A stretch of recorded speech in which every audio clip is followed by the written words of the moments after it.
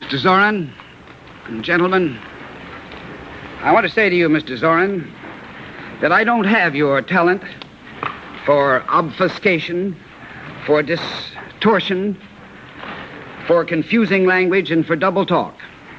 And I must confess to you that I'm glad I don't. But if I understood what you said that my position had changed, that today I was defensive because we didn't have the evidence to prove our assertions that your government had installed long-range missiles in Cuba.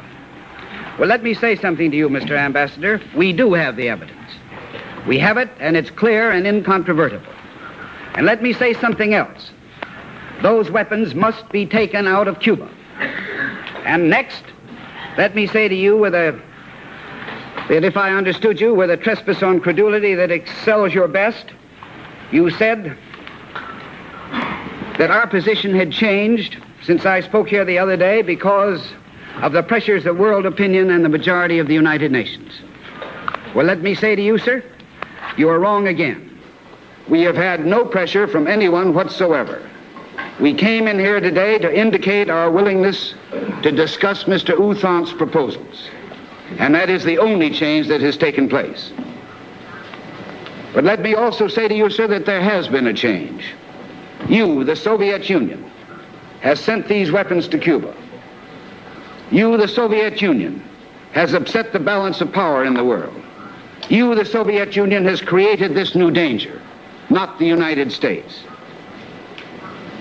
And you asked with a fine show of indignation why the president didn't tell Mr. Gromyko on last Thursday about our evidence, at the very time that Mr. Gromyko was blandly denying to the president that the U.S.S.R. was placing such weapons on sites in the New World. Well, I'll tell you why.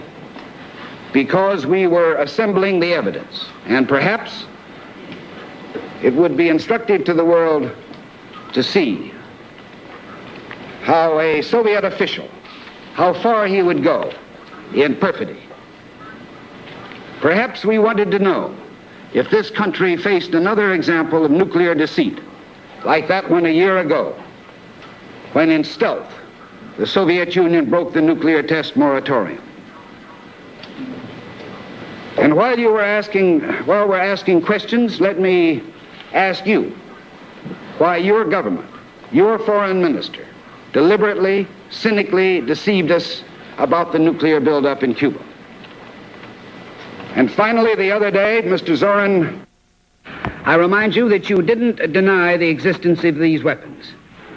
Instead, we heard that they had suddenly become defensive weapons. But today, again, if I heard you correctly, you now say they don't exist, or that we haven't proved they exist, with another fine flood of rhetorical scorn.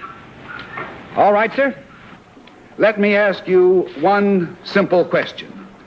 Do you, Ambassador Zorin, deny that the U.S.S.R. has placed and is placing medium and intermediate range missiles and sites in Cuba? Yes or no?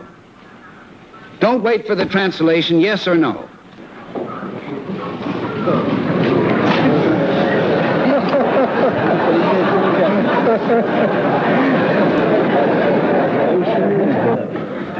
I should like to say Продолжайте вашу речь, господин Стивенсон. В свое время вы получите ответ. Mr. Stevenson, would you continue your statement, please? You will receive the answer in the due course. Do not worry.